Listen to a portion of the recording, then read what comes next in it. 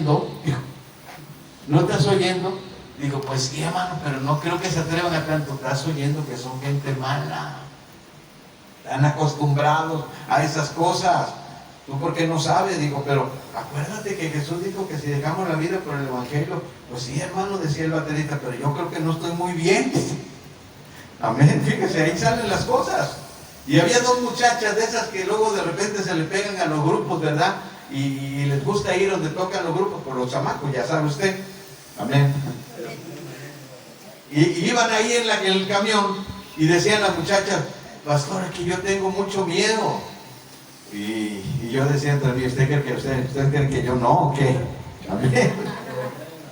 A veces la gente piensa que los predicadores somos de acero, ¿verdad? Que no nos va a pasar nada o que ya sabemos lo que va a pasar. Le digo, pues no, hija, pues solamente confía en Dios. Pero es que le da mucho miedo que nos vayan a hacer algo. Y decía un varón que iba ahí arriba, imagínate la mentalidad. Nunca se me olvidó lo que dijo el varón. Dijo, mire pastor, te voy a decir la verdad, dijo. Yo ese tremendo lo conozco que es malo, pero yo era más malo que él, dice. Y yo, si el pastor no me hubiera predicado el evangelio, que lo tengo que perdonar, ya lo habría acabado con su familia. Pues yo voy, entro y lo acabo. Pero dice el pastor que hay que perdonar. Imagínate la idea que había en esa gente. Y ya, ¿verdad? Pero sí, siempre que leo esta narración, me acuerdo, gracias a Dios llegamos al otro pueblo y no pasó nada, ¿verdad? Y por la misericordia de ella, cuando bajamos de ahí de Huauchinango para abajo, pues ya vimos la gloria de Dios. Ya decíamos, ya estamos en casa. Pero siempre se me quedó esa experiencia, ¿verdad? Porque cuando estos hombres acompañan a Pablo, hacen un viaje muy largo, y ellos hermano, le traen el recado a Silas y a Timoteo, ¿verdad? Pero dejan a Pablo en Atenas, y Pablo no está quieto en ningún lugar. Ahora está en Atenas, que es el tema de mi mensaje esta mañana. El tema que comparto esta mañana es Pablo en Atenas. Es el tema que estoy compartiendo. Y Atenas era el centro de la cultura, de la educación, el centro de las bellas artes. Pero Pablo no está interesado en ninguna de estas cosas. No pasó el tiempo en giras turísticas. Hoy usted mira, los predicadores van a una campaña y andan exhibiéndose, ando en la playa, ando viendo aquí, viendo acá. Haga de cuenta que van de vacaciones a su nombre. A mí me preguntan los hermanos, hermano, ¿usted ha recorrido muchos estados de la República? Digo, sí. Pero si ustedes me preguntan qué conocí, fui a Guanajuato, no conozco las momias, solo conocí 4. Las únicas momias que conocí eran los pecadores. Amén, denle un aplauso al Señor. Pero lo único que yo conozco, le dije, y los hermanos que han estado conmigo lo saben, son 4 paredes de un hotel. Porque cuando yo voy a campaña, siempre que voy a campaña trato de estar orando el tiempo mayor que pueda, porque sé el compromiso que hay detrás de eso. Pero ahorita vea usted a los predicadores y van como si fueran de vacaciones. Se la pasan en ríos, en playas y diciendo, ¿verdad? Pues aquí estamos en la playa. Amén. Entonces, algo está cambiando. Pero Pablo era un apasionado del mensaje del Evangelio. Arnold comenta, no era que diese menos valor a las estatuas de mármol, sino que daba más valor a las personas vivientes. No es el hombre débil, sino el fuerte, el que considera que las almas inmortales son trascendentalmente más importantes que las bellas artes. Pablo no consideraba la idolatría como un punto turístico o un punto pintoresco o inicuo, como algo que no causa daño, para que me entienda. Para el apóstol, este tipo de cosas era algo perjudicial, tanto que se enardecía su espíritu y estaba perturbado al ver la ciudad entregada a la idolatría. Confrontó a los judíos y a los temerosos de Dios, no sé qué les diría Pablo, pero al mismo tiempo que confrontaba a los hombres temerosos de Dios, también en la plaza predicaba cada día a quien lo quisiese escuchar. Fue de esta manera que Pablo entró en contacto con algunos filósofos. Oigan lo que dice la palabra del Señor, ¿verdad? Vamos a leerlo textualmente. Y algunos filósofos de los epicureos y de los estoicos disputaban con él. Estos filósofos de los epicureos y de los estoicos eran seguidores de un filósofo llamado Epicuro, que enseñaba que el placer y no el conocimiento es el principal objetivo de la vida. Este grupo de filósofos no negaban a los dioses, pero ellos creían que un Dios no tenía nada que ver con el hombre. Los estoicos, por su parte, eran panteístas, que creían que la sabiduría residía en quedar libres de toda emoción intensa, inmutables ante el gozo o el dolor, voluntariamente sumisos a la ley natural. Dios espera, ¿verdad? Para los panteístas, Dios está presente en todas las cosas. Nosotros creemos que Dios creó todo, pero no creemos que todo sea Dios, sino que hay un solo Dios, el creador del universo. Dale un aplauso al Señor. Tengo marcados contrastes en la filosofía. Imagínate dónde se metía Pablo, porque la filosofía siempre tiene contrastes. Alguien vino y dijo por ahí: al que madruga Dios le ayuda. Y otro viene y otro filósofo dice: no por mucho madrugar amanece más temprano. Y entonces dice la gente: o madrugamos o no madrugamos. Pero luego viene la palabra de Dios, ¿verdad? Que es la estructura correcta. Y viene el salmista David y escribe en el Salmo 5: escucha, Jehová, mi oración, considera mi gemir, estate atento a la voz de mi clamor, mi Dios y mi Rey, porque a ti oraré de mañana, me presentaré delante de ti y esperaré. Y ese es el secreto. Ni porque madrugues ni porque no madrugues, sino que si madrugas, preséntate delante de Dios. Y ahí está la bendición para tu vida. Dale un aplauso al Señor. Dale un aplauso al Señor. Pero cuando estas dos escuelas de filosofía oyeron a Pablo, lo consideraron un charlatán griego, recogedor de semillas. Para ellos Pablo no era más que, eso significa para ellos un parlabrero, un charlatán, ¿verdad? Alguien que solamente recogía semillas, y predicador de divinidades extrañas, porque les predicaba el evangelio de Jesús y el evangelio de la resurrección. Así que, tomándole, lo trajeron a Areópago, un cuerpo judicial, como un tribunal supremo, que se reunía en la colina de Marte. En el caso de Pablo, no era un juicio, sino sencillamente una audiencia en la que el apóstol tendría la oportunidad de exponer sus enseñanzas ante los miembros del tribunal y de la multitud. Y esto se explica claramente en el versículo 21. Oiga lo que dice: porque todos los atenienses y los extranjeros residentes allí en ninguna otra cosa que interesaban, sino en decir o en oír algo nuevo. A los atenienses les encantaba reunirse en corros para hablar y escuchar a los demás. Parece que los atenienses tenían una cantidad ilimitada de tiempo para esto. Pablo dice el versículo 22, lea lo que dice el 22: Pablo, puesto en pie en medio de Areópago, dijo: varones atenienses, en todo observo que sois muy religiosos.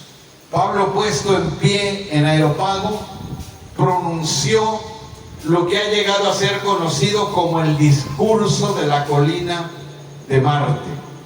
Escuche bien, si yo le pusiera un subtítulo al mensaje, le pondría el discurso de la colina de Marte. Porque este discurso está dirigido a gentiles, no a gentiles. Y cuando hablamos con gente que no conoce a Dios, estamos hablando de personas que no tienen de trasfondo el Antiguo Testamento. Por lo tanto, el apóstol, como todo buen predicador, debía encontrar un tema de interés común para llamar la atención de su audiencia. Los judíos o gentiles familiarizados con la escritura hablada del Antiguo Testamento, pues ya estaban familiarizados con muchas cosas, pero esta gente no. Por eso me llama la atención este sermón, porque Pablo empieza a introducirse con los atenienses de una manera diferente a lo que haría con los religiosos. Él empieza con la observación de que los atenienses eran extremadamente religiosos. Que Atenas era una ciudad religiosa estaba bien claro, por el hecho de su mala reputación, pues se decía que allí en Atenas había más ídolos que hombres. Esta forma como se introduce Pablo en este sermón nos llama mucho la atención a los predicadores, a los estudiosos de la Biblia, porque no es la forma común como solía serlo. Está hablando con otro tipo de personas. Algo que decía Alejandro Bullón, el predicador, y que me llamó la atención, es que la mayoría de los creyentes, cuando le hablamos a alguien, tenemos que ser sagaces y tratar con personas. Cuando tratamos con personas que no conocen a Dios, hay que introducir el Evangelio de una forma sutil. Hay que saber. Y decía Alejandro Bullón, al pagano no le interesa el Evangelio. Al pagano no le interesa hablar de Dios. Así que no espere que el pagano quiera hablar de Dios. ¿De qué quiere hablar el pagano? De las borracheras, a su nombre. ¿De qué quiere hablar el pagano? De la película, de la novela. ¿De qué quiere hablar el pagano? De los chismes, a su nombre. Pero si usted es un creyente inteligente, decía el pastor Alejandro, que es uno de los que yo lo digo, ¿verdad? Es de la iglesia adventista, pero lo admiro mucho. Es uno de los hombres que más me llenan sus mensajes. Porque Dios no viene por una religión, viene por gente que le ame. Escúchelo bien. Y yo estoy convencido que el hermano Alejandro es un hombre que ama a Dios.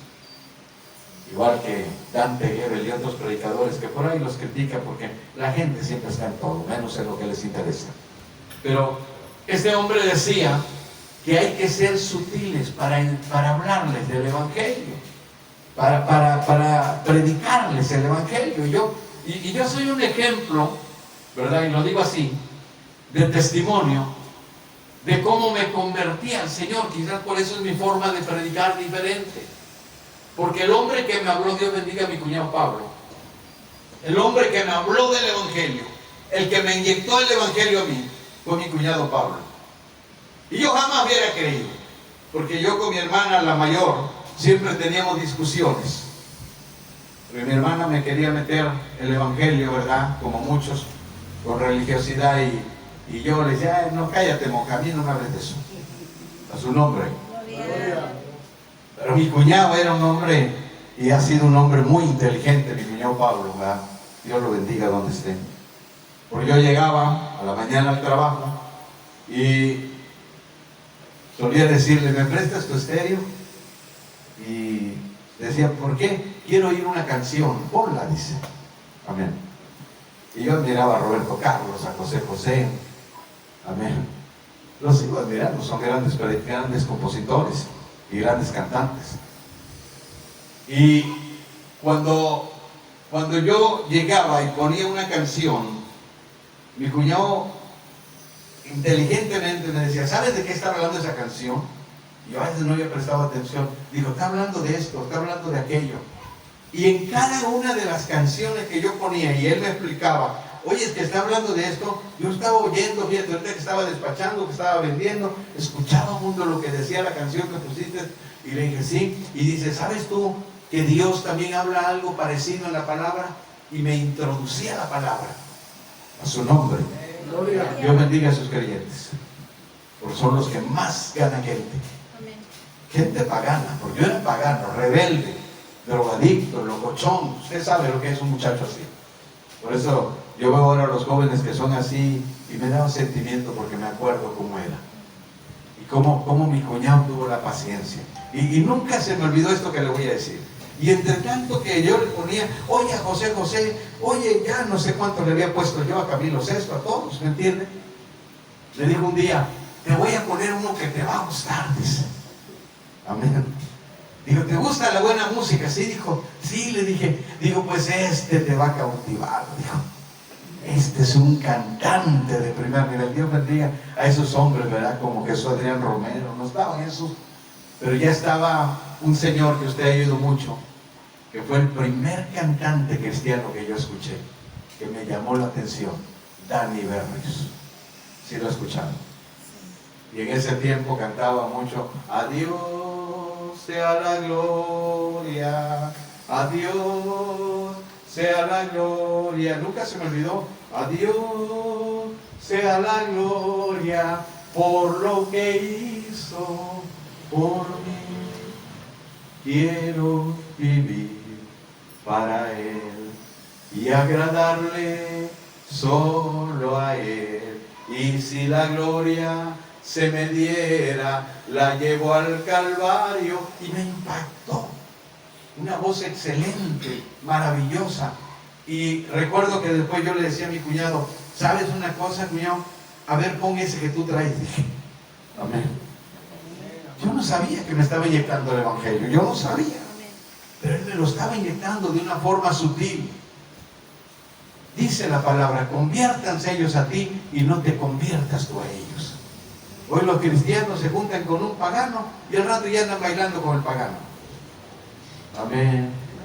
Y a veces dicen, no hermano, es que yo no me quiero juntar con los paganos. ¿Por qué? Porque yo soy muy santo. No, porque tienes miedo que te lleven. Te convencen más los paganos. Amén. Un día fuimos al río allá y un hermano estaba dirigiendo el culto, iba a dirigir el culto, y le ponen las canciones de, ya usted sabe, de la Macorina y todo eso. Amén. Y ya el hermano no sabía si cantar Cristo rompe las cadenas o la Macorina. Porque a veces así están los cristianos. Yo admiraba algo del tecladista cuando cantábamos allá al lado de la hermana Laura, ¿verdad? Que de repente ahí ponían la música a todo volumen, a todo lo que daba. Y el hermano nunca se confundía, siempre metido para alabar a Dios. Y a veces dijeron un hermano que venía, dice, hermano, yo ya estaba oyendo a José, ya me quería pasar para allá. Amén. Porque a veces nos jala más la carne que lo espiritual. Amén.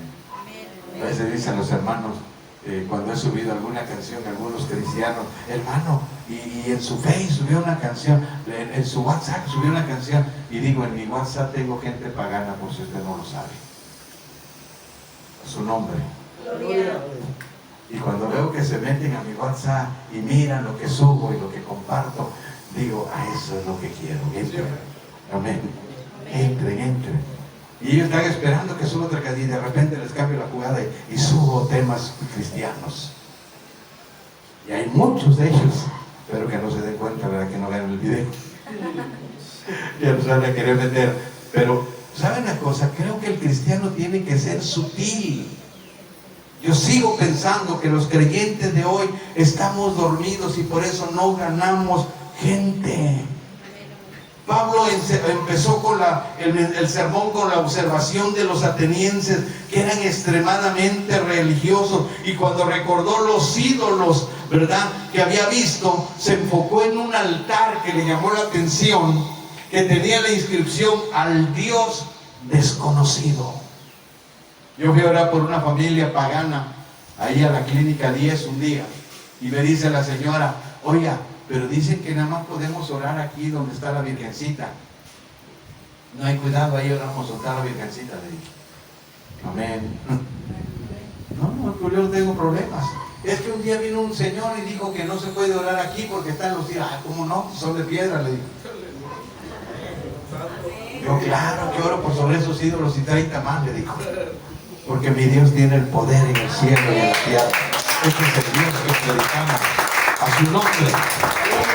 Ahora, pero cuando Pablo mira la inscripción al Dios desconocido, Pablo vio en esta inscripción el reconocimiento de dos importantes hechos. Primero, la existencia de Dios, y segundo, el desconocimiento que tenían los atenienses de ese Dios. Ahí fue donde Pablo vio la posibilidad de informarles acerca de ese Dios. Vean la inteligencia de Pablo. 600 años antes de que Pablo llegara por esa tierra, hubo una terrible plaga en la ciudad, y un hombre llamado Epímenes tuvo una idea genial, ¿verdad? Pues digámoslo así. Soltó un rebaño de ovejas a lo largo de la ciudad, donde quería que se acostaran, donde quiera que se acostaban, estas ovejas sacrificaban a la oveja para el Dios que tuviera el santuario o el templo más cercano. Si la oveja se acostaba en un lugar que estuviera lejos de un templo, un santuario, entonces la sacrificaban a un Dios no conocido. Y ahí fue donde levantaron altares. Usando este suceso, fíjense, Pablo, como introducción a su mensaje, ocupó, ¿verdad?, lo que los atenienses conocían como el Dios no conocido. Y Pablo les revela a los atenienses cuál es ese Dios. Vean la inteligencia de Pablo. Al Dios que hizo el mundo y todas las cosas. Vean lo que dice el versículo 24. Léalo conmigo. Al Dios que hizo el mundo y todas las cosas que en él hay, siendo Señor del cielo y de la tierra, no habita en templos hechos por manos humanas. Les habló acerca del Dios que creó todo esto, pero que es diferente a su creación. Le dijo que Dios era más grande que cualquier templo de mano de hombre, cualquier cosa que el hombre pudiera construir. Dios no habita en templos hechos por manos humanas, ni es honrado por manos de hombres. Esto dice en la explicación que Pablo da acerca de Dios, comienza con el principio. Dios es el creador, nosotros sus criaturas. Esta visión del mundo es muy diferente al énfasis epicureo sobre casualidad de la combinación de átomos o al panteísmo virtual de los estoicos. Pablo reconoció que estos filósofos tenían que cambiar sus ideas acerca de Dios, tenían que pasar de su propia opinión a un entendimiento acerca de quién es Dios, de acuerdo a lo que él dice acerca de sí mismo en la Biblia. Y de una sangre, fíjense lo que dice Pablo. Continuamos leyendo el sermón de Pablo. Dice, versículo 25, amén. Y ni es honrado por mano de hombre, versículo 26. Y de una sangre ha hecho todo el linaje de los hombres, para que habiten sobre la faz de la tierra, y les ha prefijado el orden de los tiempos y los límites de su habitación. Me gustó esa palabra de Pablo. Dale un aplauso al Señor. Amén. De una sangre, dice Pablo, ha hecho el linaje de todos los hombres. Pablo con esta palabra les está diciendo que todos descendemos de Adán, y que no solo formó las naciones, sino que también dispuso los años y ha prefijado los países en los que los diferentes pueblos morarían, y ha derramado bendiciones para que le busquen, si en alguna manera, palpando, puedan hallarle, aunque en realidad Dios no está lejos de nosotros, porque nos ha hecho de una misma sangre, porque en Él vivimos, nos movemos y somos no solo nuestro Creador, sino también nuestro medio. Vean lo que dice el versículo 27, amén. Para que busquen a Dios y en alguna manera, palpando, puedan hallarle, aunque ciertamente no está lejos de cada uno de nosotros, porque en Él vivimos y nos movemos y somos, como algunos de vuestros propios poetas también han dicho, porque el linaje suyo somos. Amén. Amén. Dale un aplauso al Señor. Note la expresión de Pablo, porque en Él vivimos y nos movemos y somos. No solo es nuestro Creador, sino también nuestro medio ambiente. Para enfatizar esa relación de la criatura con su Creador, Pablo usa las palabras de algunos poetas griegos que han dicho, porque somos también linaje suyo. Porque en Él vivimos y nos movemos, porque somos somos. Estas dos citas de poetas griegos usadas por Pablo ha sido atribuida, ¿sabe a quién?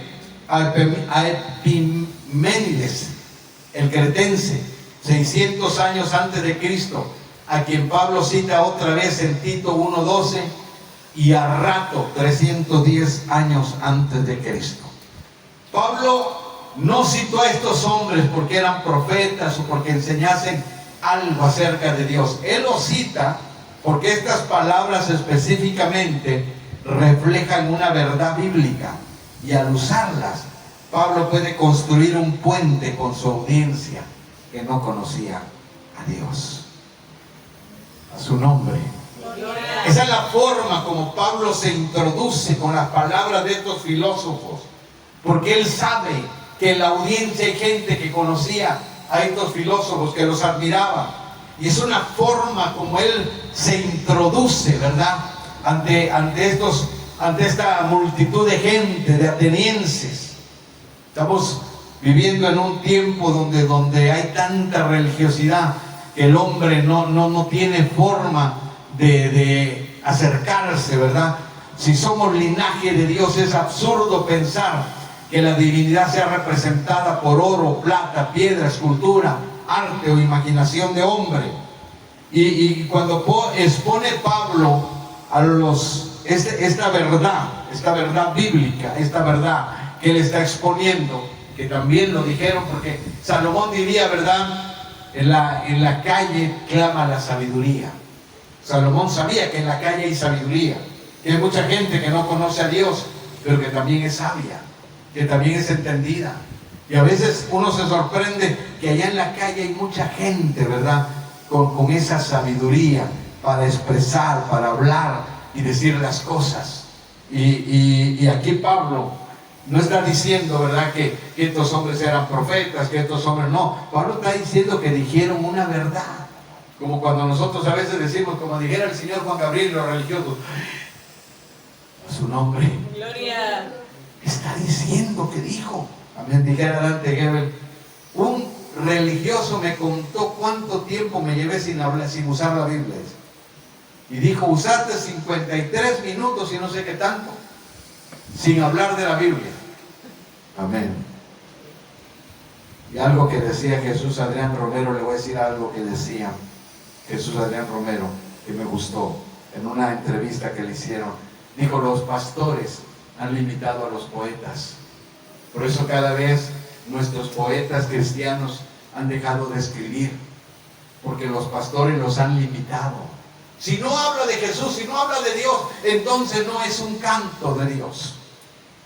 Y hay compositores muy buenos que no necesitan meramente hablar de Dios para hacerte pensar que están hablando de Dios. Es poesía, o gente muy capaz, como el señor Alejandro Alonso, ¿verdad?, que escribe, ¿verdad?, un canto que dice, él estaba sentado en el viejo tronco junto al jacal, con la mirada lejos en aquellos montes fueron su hogar. Era un hombre recio y viejo, cansado de tierra y libertad. Las promesas que le hicieron nunca le cumplieron, se perdieron en la lucha del poder. Ese mensaje le pega a los políticos. Ese mensaje le pega a los hombres que persiguen políticos y que esperan que les den algo. Y que a veces el político te hace promesas y nunca te las cumple. Pero hay uno que sí cumple las promesas. Se llama Dios. ¿Se da cuenta la forma sutil como Él te lleva a pensar y quién te va a cumplir promesas? Y entonces esa pregunta la responde Dios.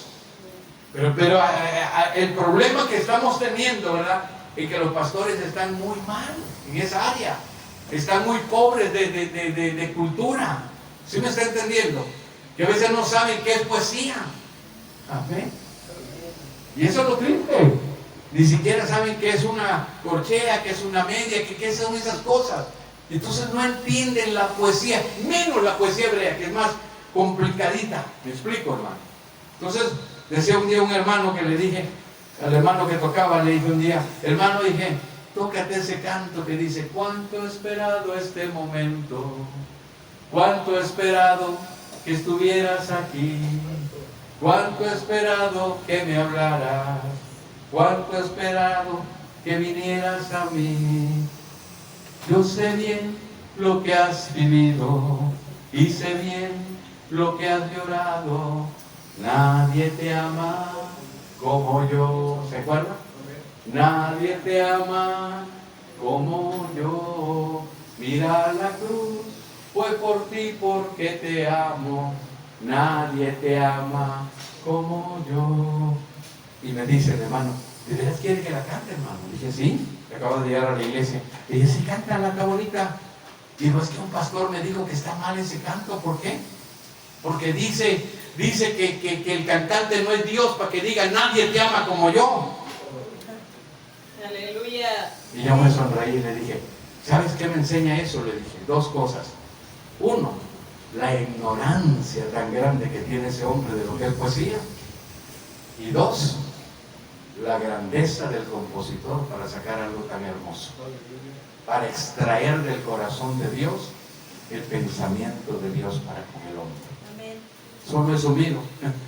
¿Y sabe por qué, hermano? Porque mucha gente en nuestros días no entiende lo que es la poesía, y la Biblia está llena de poesía, por si usted no lo sabe. Decía Dante Gebel, hay una fábula ahí donde dice, ¿verdad?, que la ortiga le dijo, yo soy más grande, yo soy más fuerte, y ahí está toda la fábula ahí por el libro de los jueces, y es la única fábula que hay. Pero es una fábula donde le ponen voz a la ortiga y le ponen voz a otro árbol. ¿Por qué? ¿Por qué se le pone? Porque es una forma de expresar poéticamente algo. Siquiera los profetas esos que andan ahí ignorantes deberían de aprender un poco de poesía.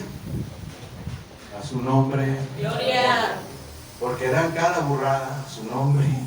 Gloria.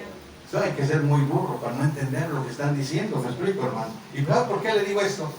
Porque en el tiempo que yo he sido usado por Dios para profetizar algo, he aprendido que Dios usa un lenguaje sofisticado, un lenguaje de reyes. Y cuando tú aprendes el lenguaje que Dios usa, te darás cuenta que Dios habla en otro nivel. Dale un aplauso al Señor. Dale un aplauso al Señor. Una vez que Pablo expone la insensatez de la idolatría, Pablo le dice a los atenienses lo que deben hacer por quién es Dios. Note lo que sigue diciendo el apóstol Pablo, ¿verdad? Después de que les habla de que ellos exponiendo vamos al versículo 30, vamos a avanzar en esto, ya estoy por terminar. Pero Dios, habiendo pasado por alto los tiempos de esta ignorancia, ahora manda a todos los hombres en todo lugar que se arrepientan. Le dice que por muchos siglos Dios ha pasado por alto los tiempos de la ignorancia de los gentiles, pero ahora que ha venido la revelación del Evangelio, manda a todos los hombres en todo lugar que se arrepientan. Pero esto es que den media vuelta. Note el desarrollo del sermón de Pablo. Primero mostró quién es Dios. ¿Quieren conocer a Dios? Es nuestro creador. Luego habla de quién somos nosotros. Somos linaje suyo. No podemos compararnos con los ídolos, no podemos compararnos con la piedra, no podemos comparar a Dios con una piedra, porque si nosotros somos linaje de Dios y nos movemos y vivimos y tenemos vida propia, como una piedra que no tiene vida se va a comparar con Dios. Tremendo sermón que le dio Pablo. ¿Y cuál es la responsabilidad? Aquí me gusta esto.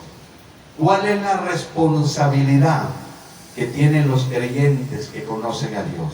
Entenderle y adorarle en verdad, porque un día tendremos que rendirle cuentas si lo deshonramos. Oiga lo que dice el apóstol Pablo, ¿verdad?, en este pasaje, versículo 31. Por cuanto ha establecido un día en el cual juzgará al mundo con justicia por aquel varón a quien designó, dando fe a todos por haberle levantado de los muertos.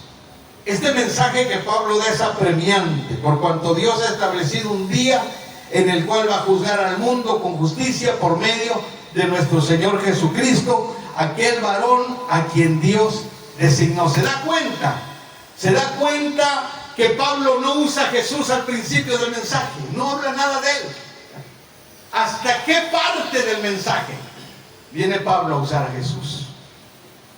Note, lo usa cuando sabe que tiene que presentar, ¿verdad?, el mensaje del Evangelio. Los religiosos dirían: es que Pablo no habló de Jesús y ya lo menciona al final. Pero una cosa le puedo decir, hermano, en este pasaje Pablo está apenas introduciendo su mensaje. No predicó un evangelio suave, sino un evangelio valiente. Confrontó a los ídolos equivocados de los atenienses, con los conceptos y las ideas equivocadas que tenían los atenienses acerca de Dios, y los confrontó con la realidad de un juicio venidero. Por supuesto, Pablo no quiere dejar a los atenienses con la idea de que Jesús solamente era un juez justo. Sin embargo, fue detenido antes de poder decirles todo acerca de Jesús. Probablemente lo que Pablo estaba diciendo apenas era la introducción de su mensaje, como queriendo decir: apenas voy a empezar a hablarles de Jesús y de su obra, dando fe a todos con haberle levantado de los muertos. El énfasis de Pablo estaba en la resurrección de Jesús. Y es importante lo que Pablo dice, ¿verdad? Porque Pablo veía la resurrección de Jesús como la forma de transmitir fe. Y dígame usted una cosa: ¿habrá algo que nos dé esperanza a nosotros? ¿No es la resurrección de Jesús? El hecho de que se haya levantado de los muertos significa que un día nos levantaremos. Significa que un día lo volveremos a ver. Y un día vamos a ver a nuestros seres amados. Pablo era un apasionado de la resurrección. Como dijera el compositor: yo espero el día alegre cuando Cristo volverá, pues vendrá al mundo pronto y nos arrebatará. ¿Qué gozo más enorme puede haber en eso? Que un día Cristo vuelva al mundo y que lo podamos ver. Eso es algo que produce fe en nuestro interior. Pero Pablo es obstruido. Vean lo que dice el versículo 32. Pero cuando oyeron lo de la resurrección de los muertos, unos se burlaban y otros decían: ya te oiremos acerca de esto otra vez. No era idea popular entre los griegos, hasta creyeron que Pablo era tonto por creer que había resurrección del cuerpo. Ellos creían la inmortalidad del alma, pero no creían que el cuerpo volviera a vivir. Algunos creyeron, algunos se burlaron, pero otros creyeron, y juntándose con él le hablaron aparte. Entre ellos estaba Dionisio, Dámaris, algunos de los que creyeron, ¿verdad?, el mensaje que Pablo les había dejado. Estos fueron los que sí creyeron ese mensaje que el apóstol Pablo les había dejado. Hay algunos, hermanos, que critican el sermón de Pablo en Atenas porque no hay una referencia detallada a la cruz o citas específicas sobre el Antiguo Testamento, lo que les decía. Algunos piensan que Pablo comprometió mucho su mensaje por hablarle a una iglesia, a una gente, a una audiencia intelectual, y que por tanto hubo pocos convertidos. Esta idea continúa diciendo que cuando Pablo fue después a Corinto, decidió predicar sobre la cruz y solo sobre la cruz, incluso si parecía insensato. Como Pablo predicó de esta manera en Corinto, se piensa que él vio muchos mejores resultados.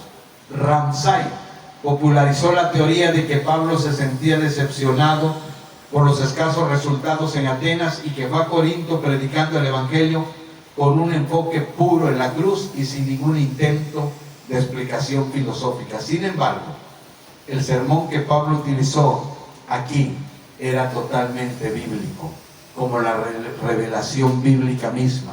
Sus argumentos inician con el Dios creador de todo y termina con el Dios juez de todos. El discurso como tal resume de forma admirable una lección introductoria sobre cristianismo para paganos cultos. Esas son las palabras de Bruce.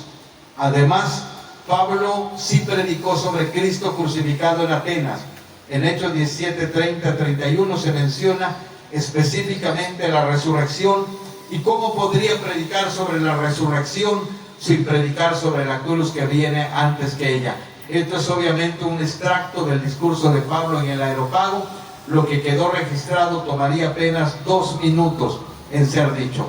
Aprendemos de Pablo que no podemos predicar el Evangelio de Jesús sin la doctrina de Dios o la cruz, sin la creación o la salvación, sin el juicio. Palabras de stop. De la misma manera, es peligroso juzgar el contenido del mensaje por la magnitud de la respuesta. La razón de que el Evangelio no se arraiga aquí probablemente tenía que ver más con la actitud de los mismos atenienses que en el enfoque de Pablo en lo que dijo. Son las palabras de Locke Nicker. Es palabras de filósofos cristianos, ¿verdad? Es cierto. Creo que el mensaje que Pablo dio en este lugar sí tenía que ver con la poca respuesta que tuvo, pero no porque Pablo no hubiese predicado lo correcto, sino porque no había disposición en su audiencia para aceptar el mensaje que Pablo había compartido. Pero así es el mensaje del Evangelio. Los que predicamos sabemos que a veces podemos predicar muchos días para ganarnos un alma. De hecho, muchos de ustedes que están aquí fueron convertidos por mucho tiempo que se les habló. Les predicó uno, les predicaba otro, les hablaba uno, les hablaba otro. Yo digo, ¿verdad? El que me evangelizó fue mi cuñado Pablo, pero la que oró por mí fue mi madre. Y la conversión de un alma siempre cuesta. Mi madre oraba siempre, siempre. Bendita esa gente que tiene un padre o una madre. Y algo que me llama la atención, con lo cual voy a terminar este sermón de esta mañana, es que el apóstol Pablo habló, ¿verdad?, de los beneficios que produce ser hijo de Dios, pero también de las responsabilidades que esto contrae. Algo que no se dice en el Facebook.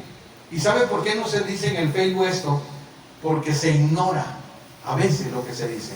A la gente se le habla, Dios te va a bendecir. Y la gente de nuestros días piensa que si son hijos de Dios tienen derecho a las bendiciones de Dios. Pero cuando uno lee la palabra de Dios y lee al profeta Miqueas, que dice en el capítulo 6, oíd ahora lo que dice Jehová, levántate, contiende contra los montes y oigan los collados tu voz. Oíd montes y fuertes cimientos de la tierra, el pleito de Jehová. Porque Jehová tiene pleito con su pueblo y altercará con Israel. Pueblo mío, ¿qué te he hecho? ¿En qué te he molestado? Responde contra mí, porque yo te hice subir de la tierra de Egipto y de la casa de servidumbre te redimí y envié delante de ti a Moisés, Aarón y a María. Cuantos más beneficios te dé Dios, más responsabilidad tú tienes con Él. Te lo voy a repetir. Si tú quieres las bendiciones de Dios, tienes que aceptar que tienes un compromiso con Él. De otra manera, te pasará como el padre que cría un hijo y le da todo y nunca le pide que haga nada. El muchacho no paga luz, el muchacho no paga agua. Ese muchacho se acostumbró a recibir, pero no sabe dar. Hace un rato venía platicando con un taxista, ¿verdad? Y me dijo algo que a mí un señor ya grande, me dijo algo que a mí me llamó la atención, que yo no había observado en la plática que teníamos hablando, de que en nuestros tiempos los padres educaban a los hijos de diferente manera. Y le dije, entonces no había, digo, es que los derechos humanos, ahorita si le pegas a un hijo, lo traumas y ya te meten a la cárcel. Su nombre. Gloria. ¿Y cuál? Dijo, los padres de antes nos metían unas buenas y criaron mejores hijos. Y le dije, y espérese que el bullying, ¿quién no padecimos bullying de niños? A todos tenemos 3, 4 apodos. Amén. Aleluya. Porque esa era la escuela de antes, le digo. Pero me dijo algo que a mí me llamó la atención.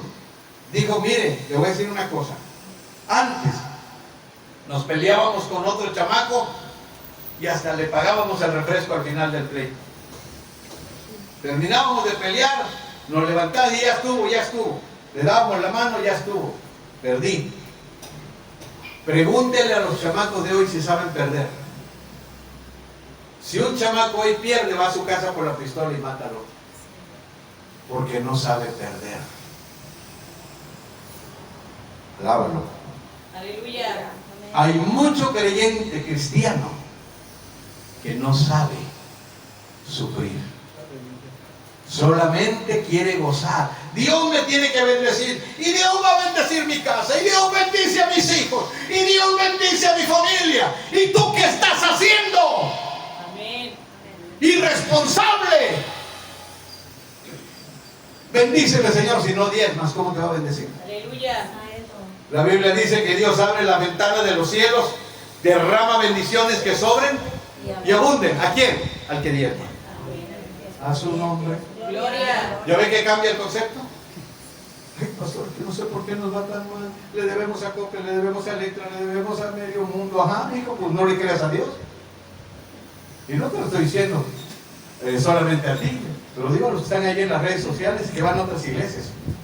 Y no me importa si el Facebook lo cree o no lo cree. El mundo puede creer lo que quiera. Yo predico lo que dice Dios. Y el profeta Malaquías es claro en esa palabra.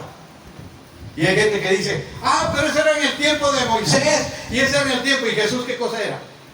Era israelita. Y si nos vamos a basar en ese concepto, entonces no vamos a creer en la religión tampoco, porque Jesús fue judío, y Jesús pagó diezmos, por si no lo sabes. Hay gente que pregunta, hermano, ¿y Jesús no cobraba diezmos? No, Él los pagaba, le dijo. Amén. Amén. Amén. Aleluya. Y eso sin contar los impuestos de los romanos, que también los pagaban, pero eso es el gobierno civil. Pero yo hablo del gobierno espiritual. Jesús también pagaba diezmos. ¿Qué dijo? Vosotros diezmáis ¿qué? El eneldo y el comino, pero dejáis lo más importante, que es el amor y la misericordia. Lo uno, dijo, era necesario hacerlo sin dejar de hacer lo otro. ¿Cómo podía predicar eso si no lo hacía? Y le pregunto algo yo, para que se lo deje ahí. Si Jesús no diezmaba, entonces no cumplió la ley. Porque la ley mandaba estrictamente que se pagaran los diezmos. Y si Jesús no diezmó, no cumplió la ley. ¿Qué hubo? ¿Y usted cree que los fariseos no lo hubieran agarrado ahí? Pero todo lo que está escrito en la ley lo cumplió Jesús. Aleluya. Por eso los fariseos se le cuadraron. Y tuvieron que reconocer que Jesús era el Hijo de Dios. Dale un aplauso al Señor. Dale un aplauso al Señor. Póngase de pie. Ya no predico más esta mañana. Creo que el mensaje queda claro en tu corazón. Amén. Cerramos nuestros ojos y oramos al Señor. Padre, te damos gracias por la palabra. Gracias por cada hermano que nos ha visto esta mañana, por las familias, por los hogares donde nos han mirado, por aquellos que ofrendan, que diezman, aquellos que creen a tus promesas, aquellos que confían esperanzados en ti, que creen que la bendición viene de arriba, por aquellos que obedecen tus palabras, por aquellos que predican tu palabra, que proclaman tu palabra, Señor. Bendice a tu iglesia, bendice a tus hijos. Señor, ayúdanos a crecer, a madurar, a entender los propósitos a los que tú nos has llamado, a entender tu palabra, a comprenderla, a razonarla y a guardarla en el corazón de nosotros. Padre, el salmista David decía, en mi corazón he guardado tus dichos para no pecar contra ti.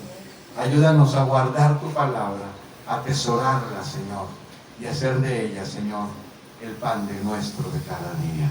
Padre, bendice a mis hermanos, bendice a mis amigos, a los que nos vieron por las redes sociales esta mañana, a los que no tienen todavía esa responsabilidad contigo. Levanta hombres y mujeres con una responsabilidad diferente, con ganas de honrarte, de amarte, de servirte y de reconocerte en todos sus caminos. Padre, gracias en el nombre de Jesús. Amén. Dios les bendiga, hermanos, Dios les bendiga a los que nos vieron por las redes sociales y a los que nos verán a través de YouTube. Dios les bendiga. Gracias, hermanos, por ayudarnos a transmitir esta mañana. Amén. Tome su lugar.